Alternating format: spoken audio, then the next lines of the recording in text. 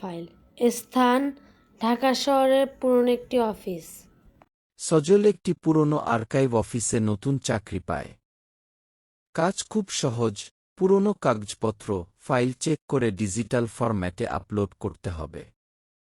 অফিসটা শহরের একটু বাইরে, অনেক পুরনো, অনেকটা মিউজিয়ামের মতো। প্রথম কয়েকদিন সব ঠিক ছিল, কিন্তু একদিন সে খুঁজে পায় এক 3 নম্বর ফাইল, একটা মোটা, মলিন ফাইল, যার উপর ধুলোর আস্তরণ।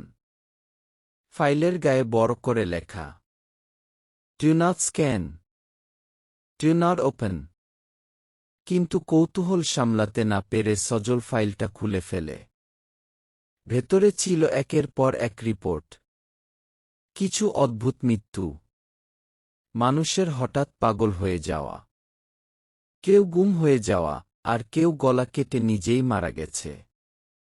সব ঘটনায় একটা মিল, সবাই এক 3 নম্বর ফাইলের সাথে জড়িত ছিল। সেই রাতেই সজল তার কম্পিউটারে ফাইলটা স্ক্যান করে, কিন্তু স্ক্রিনে হঠাৎ হঠাৎ অদ্ভুত ছবি ভেসে ওঠে, রক্তে লেখা কিছু শব্দ, অচেনা মুখ, আর সজলের নিজের ছবি। পরদিন সকালেই অফিসের লাইট জ্বলে না, কম্পিউটার খুলে না, আর ফোন কাজ করে না।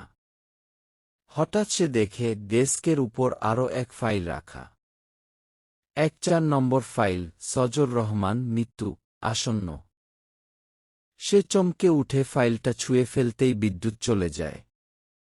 চারদিকে কুয়াশা জমে। সে কিছু শুনতে পায়, ফিসফিস শব্দ। সবাই ফাইল খুলতে চায়, কিন্তু কেউ বন্ধ করতে পারে না।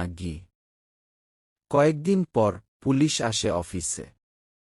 সজলের ডেস্কে শুধু একটা জিনিস পাওয়া যায়, একটি পেনড্রাইভ।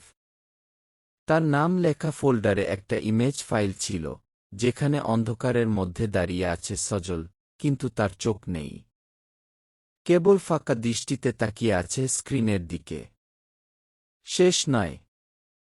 শেষে কেউ যদি আবার সেই পেনড্রাইভ খোলে, 5 নম্বর ফাইল তৈরি হবে। তোমার নামে।